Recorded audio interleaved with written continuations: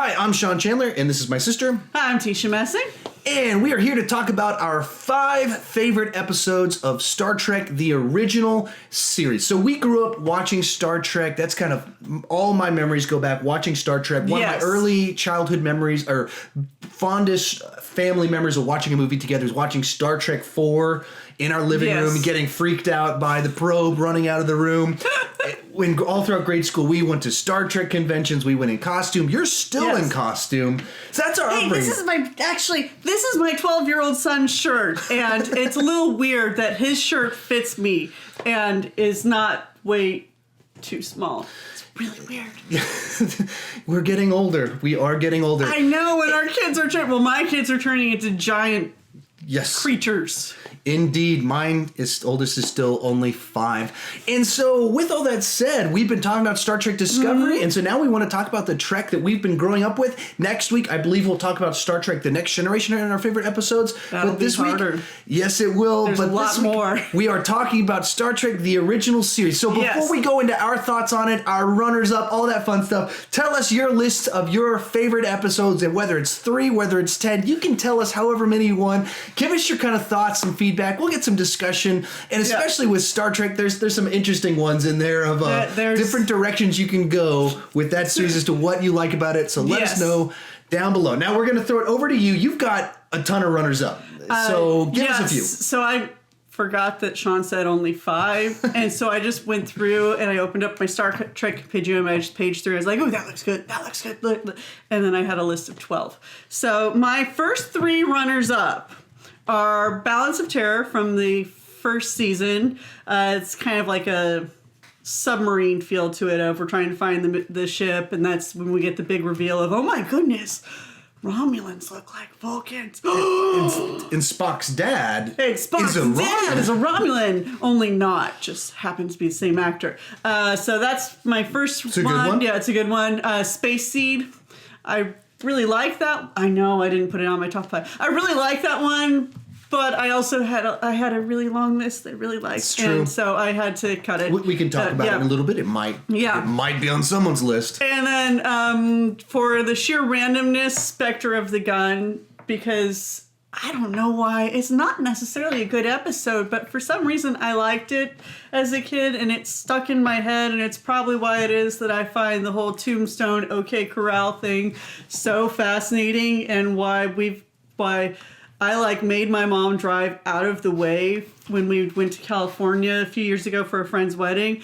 And so we went 8 hours out of the way just to go by Tombstone so that I could go to Tombstone with my kids, who really didn't care, aside from the fact that they got to have giant ice cream cones because their grandma doesn't say no. Yeah, that's true. It's very true.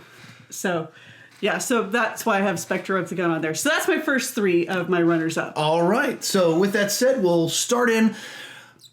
Let's go ahead and start with you, continue on that pattern. What's your number 5? My number 5 is Journey to Babel, because we get that one showing up as, one, you get to see a bunch of cool new aliens. That's the first time we've seen a lot of aliens that show up later in several other series. You see it harkening back in Enterprise, but it's also... It's weird when it's a prequel show because it's in the future, but it's in the past. So they talk about going to Babel for conferences among several different species, and you get to see Spock's dad, and so there's just all sorts of fun little bits of lore and things like that. So that's why I like it. So it's lore based as to why it cracks the top 5 above Space Seed. Yes. All right. So it ties into several different things, not just Star Trek 2. That's true. So I have a fondness for Star Trek too. All right, my number 5 is going to be... Still go to that. My number 5 is going to be the naked time. So they get infected with the stuff and people start losing their inhibition, doing crazy stuff. Sulu runs around like a madman with a sword. Yes, he does do that. But into that, I'll just keep it in there. Okay. But you have so many kind of these iconic moments in it, whether that is George Takei 50 years ago running around with a sword, shirtless, which makes for so much fun now that he's 80 years old and like, one of the most popular guys on Facebook. Yes. But you just kind of shares all the funny stuff. All the funny stuff. But you just get so many iconic moments in it. Very true. Fun moments, kind of establishing kind of the quirky take you can have with it while having like this deadly side to what's going on. So just a lot of that type of Star Trek-y type stuff that you're balancing fun with danger and just memorable, iconic moments. I would say this is probably the most iconic Sulu moment in the original series. Because Sulu doesn't get a lot in the original series. And so there you go. That is my number 5. What's your number 4? Squire of Gothos. Squire of Gothos. So we got Trelane. He's got powers. Yeah. Is he a Q? So that's a really fun one. So that's why I asked. Yeah. So Peter David is a Star Trek author who wrote some of my favorite Star Trek books, and he wrote one of the hardbacks called Q Squared, where basically what happens is Q suddenly appears and he shows up in the ready room, and there's this guy tagging along with him, and he shoos that guy out, and he grabs Picard by the lapels, which they don't have, but grabs him by his uniform, is like, "You must rescue me! Trelane is driving me nuts!" And then Picard laughs in his face. But it sets up a great book that's just hilarious as Trelane just goes entirely nuts. So Q or not, I like the idea of him being a Q solely because I want that book to be canon because it's so hilarious. I've actually read that book. Oh, I did not know that. Yeah, that is one that back in the day when those books you were reading, I picked that one up and read it for that very reason. Yes, because it's truly. So, the episode itself, why do you like it? Because it's hilarious. I like the weird episodes. My husband hates this episode with fiery passion because it's random and chaotic. I also like obnoxious. Obnoxious. I like chaos and randomness. In case you can't tell from how non-linear my thinking is. So I like the crazy episodes. They make me laugh. And so that's why I like it, because it reminds me of some of the craziness I like from like Alice in Wonderland and stuff like that. So it's just silly. It's fun. My number 4, I went with Space Seed. And a recurring theme will be the iconic ones are some of the ones that I went for in my list. So Space Seed, of course, this is the episode with Khan. They find the Botany Bay. Khan tries to take over the Enterprise. It's a 5-book series. 5-book series. It's a 1 episode. You sound confused right now. No, there's 5-book series. 5 books expanding all of this. Yeah, launching into how Khan was raised, the wars, then I think it's like 3 books up to the launch of the Botany Bay, and then 2 books afterwards. I think I have through book 3 or 4. The last one I have is Terrain in Hell. So in the comments section, someone asked if I could do a series where I got her to talk about her favorite Star Trek books. If you're interested in that, tell me down below in the comment section. We are very open to that option. I've read like 3 of them, so my list would be less interesting. But if you're interested, let us know about that, because as you've noticed, she's read a lot of them and keeps referencing them. So Space Seed. Yes. Just like a solid episode. Just nicely confined. It's fun. It's why it made my almost on here list. Casting, fun actor with just charisma, and Ricardo Montalban. Watching him talk about getting back into the character after doing whatever show it was he was doing, Paradise Island? Fantasy Island, yeah. Where he was talking about the difference between his character there and a couple of Planet of the Apes movies. I am not as familiar with them as you are. My main memory of watching them is watching them in the hospital. Mom was in the hospital. Hilarious! So much fun. So Ricardo Montalban, getting back into it. Oh, and the special features on. Yes, talked about that. Well, it's not there. I was going to say I thought I had it right that DVD bar right behind me, but I don't. So, but very strong episode. There's a good reason that Harv Bennett, when he was trying to dive through the archives to find a story to continue on with Star Trek II, this was a good reason why it was there. And it created a world of villain, a person that could get very angry, that would tie with their backstory. So for me, all the obvious reasons for Space Seed. It's a bit of a easy, obvious pick. But it's iconic for a reason. What's your number 3? Number 3, Amok Time. It's the one where Spock is like, all moody and throwing things and tries to get to Vulcan and they can't go, and find out that, oh my goodness, Spock is in the middle of Pon farr and all of this drama, and it's a fun episode. It's first time you seriously start seeing a bits about the Kirk Spock friendship, which is one of the things I very much enjoy about the series of the friends who are willing to do whatever it takes to help their friend. And that's the first time that you really see that happening. And so it really works. It also plays into a couple of books where you get to see. Found it. It was right. There. It was next to me, not behind me. Yeah. Sorry. That's what I was doing all that time. So that's fun for those reasons of more world building. Yeah, I don't want to jump too far in the future. It was on my runner-up list that I'll get into in just a second. Okay. But for those reasons, kind of digging into Vulcan. Yes. Their culture. Yes, we gotta see more of their culture. Spock, how he works, and then in good old-fashioned original Trek fashion, it ends in a fist fight. It ends in a fist fight, a long one with a music that gets stuck in your head for a lifetime. Dun dun dun dun dun dun dun dun dun dun dun dun dun. So all these sorts of things that just pretty classic Trek. Yes. Once again, iconic Trek. Very going back to much why it's so. on one of my lists. Just those images that stick out to you, the music that sticks out in your head. Yes. Spock smashing a computer with his bare hand in the beginning. You may find that having is not so much fun as wanting. There you go. And my number 3 on my list, another iconic one, Mirror. That's on my runner-up. So establishing what, of course, is going to be the universe for Star Trek Discovery, as we're about to find out. Can't be this episode. At least the internet.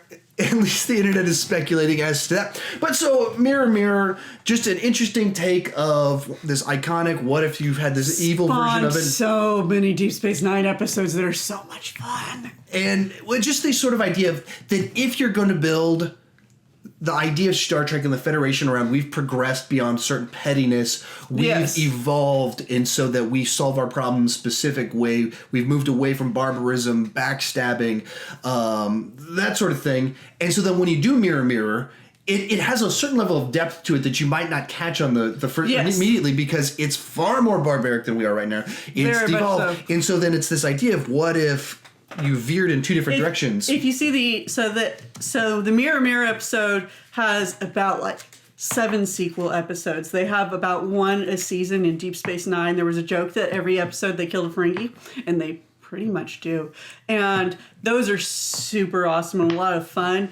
But their timeline changed all because of the our universe is Kirk coming over and challenging Spock to change his world, and he does, and as a result, because the entire world is much more violent, the Federation falls, or the Empire falls, and it's the Cardassians and the Bajorans and all the races that are kind of like lesser races, as in weaker groups, are the dominant groups in that one. And then they have an Enterprise 2-parter, Through the Mirror Darkly, where the fun part of that is in the Enterprise opening sequence, you kind of see the history of space flight and how it gets through there.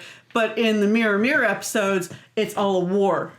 It's like everything is violent, and you see how... Do they do a metal version of the "It's Been a Long Road"? Because that would make it worth it if that was like this joke. I think they do a different song. I tried to, as much as possible, block that song out because it annoys the heck out of me. But so that's... I've got faith! Every time that song comes on, I'm like, fast forward! How fast? All right, we're Mirror. We got distracted. Yeah, it's all your fault. A little bit. So, yes, I agree. That's why it's on my runner-up list. It was between Amok Time and Mirror or Journey to Babel. I don't know. Yeah, you wouldn't put all of them in the top 5 yet. Yeah, all right, so continuing on this idea of our runners-up. So mine, Amok Times on my list. Battles of Terror. Also, already talked about them. And both of those are cool because they give us Vulcan and they give us Romulan. Yeah, it's so much fun. History depth and history and interesting stuff. And my other one I had on there is Where No Man Has Gone Before. Just pretty, it's in a certain sense, it's not like an amazing episode, but I tend to like pilot episodes that establish things pretty well, that give us the world, give us the characters. Did a good job of that. And just kind of right out of the gate, you get of the vibe of things. I keep asking you to bring, meaning to ask you, I haven't actually asked you ever to do this, to bring your 3D chessboard to put right here between us. Because we kick things off right in that first episode. And the most important thing that unifies the Star Trek universe is, of course, 3D chess. And we get that right out of the gate. True. In that one. So I don't have to. Has it showed up in Discovery yet? I don't believe so. I don't think it has. And that's probably why we don't like it. That must be it. That's the real because thing. we can't find a shot of the 3D chess. That's now your list. My final 4 runners up.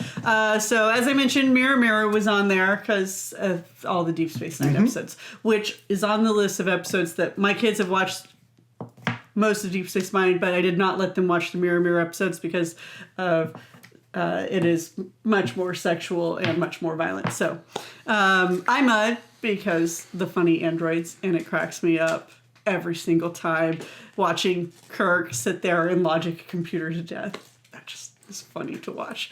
Keys to the action because it's funny old-timey, and you know, gangsters, and watching Kirk invent Fizbin, which then gets pulled into a book as an actual real game that apparently Kirk loses to from a friend and therefore ends up getting very drunk, I think, if I remember correctly. And then Enterprise Incident, which is in the 3rd season, where Kirk has to steal the new cloaking device to be able to figure out how they're going to counteract it and all this stuff. And it's a fun episode which gets you some fun, it gets you some more Romulan stuff in there. It's one of 2 episodes with Romulans in it. So that's my 4 runners up I had that I haven't mentioned yet. So for me, I forgot to mention one. Spock's Brain, of course, a fan favorite.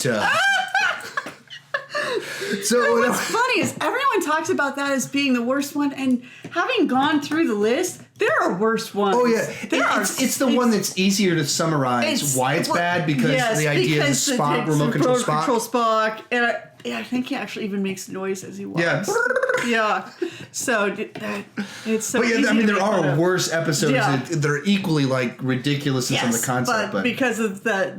It's so iconically bad. There's an episode of the Wonder Years. Yeah, that's like the only thing I remember from the Wonder Years where they suddenly are. And I was like, oh, this is from Star Trek. I just need to watch that episode of Star Trek. And I watched that episode of Star Trek. I was like, wait, this is like an infamously bad episode of Star Trek that Wonder Years chose to pull something from.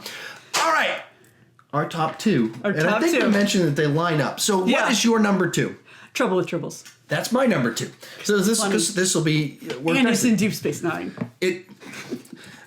I'm just gonna go with it's a fun episode with cute little creatures. It's just it really is just fun from beginning to end on different levels. Silly. Iconic. Yes. I made a stuffed Tribble in high school.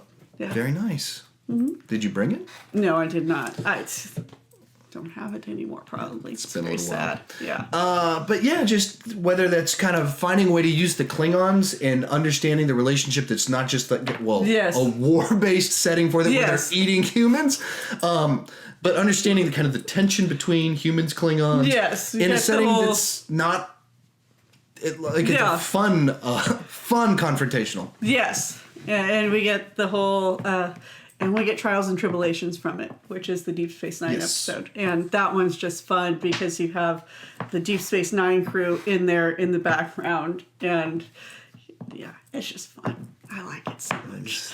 I'm noticing a recurring theme in some of the reason you like original series episodes ties to Deep Space Nine. I'm a thinker. You're a thinker. But I mean, just some of the stuff in it, whether just kind of the bar scene where Scotty shows up. The Klingon shows up in Deep Space Nine. Yes, with when you have Scotty picking a bar fight with people and Kirk lecturing them on it. Just shouldn't be a garbage scout. It should be hauled away as garbage. Bam! And that's when you punch the Klingon. That was not a very strong punch, but yes, that is correct. No, it was not. Of course it wasn't. All in all, a fun episode. Yes. But coming in at number 1, I believe for both of us, City on the Edge of Forever. City on the Edge of Forever. It's just of a show that's iconic, famous. You really do watching it, and it feels different.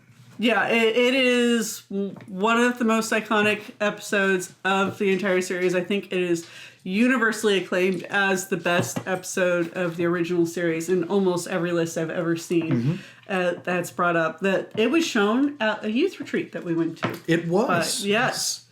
Which is just kind of funny in a weird sort of way. Yes. But it's got a lot of fun drama. It has a little bit of history in there, and not in the weird way a lot of the other original series episodes did. It's not like we're in this other world where the Roman Empire never fell, but it's like the 20th century, and it's just weird. That also is a book.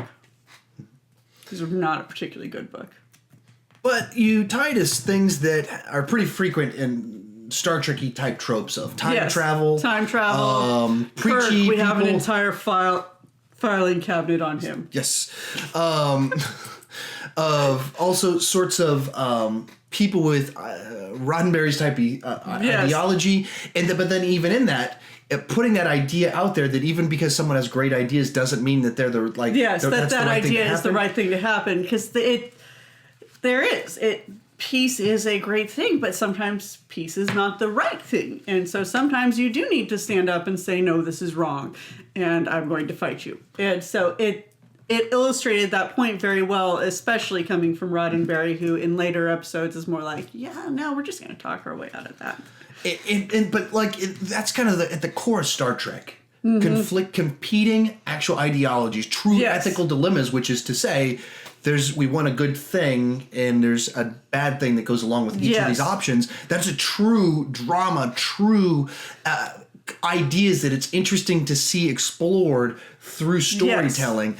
And that's where this kind of makes for just kind of a great episode. And then even to some of the stuff that's kind of one of the jokes of the show, Kirk falls in love with everybody. And you do that here, and you can see why he would, and you can see why he says a loss. Unlike most of the time, it's not it's the one night stand. It's you see it built up over time of they're there for a while. I mean, it's the same reason why Beauty and the Beast is my favorite fairy tale, because it's not we met at the ball and now we're in love and we're gonna get married tomorrow.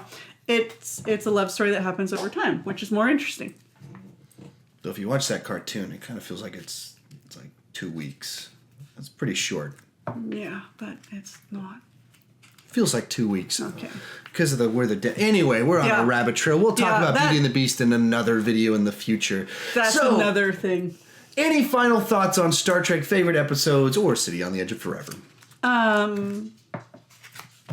Not that I can think of, because otherwise I'll just start going down the rabbit trail. Yeah, that's very, very true. So you guys, be sure to put your list down below. What you think about our list. I know you have opinions on our list. We'd love to chat with you about it. We do read the comments. We do want to chat with you. So please give us your list. Give us your thoughts. All that fun stuff. Yes. And if you're new to my channel, please consider clicking that subscribe button. I do movie reviews. I do ranking videos. I talk about TV, like this one you're watching right now. It's TV and ranking at the same time. Whoa, mind blown.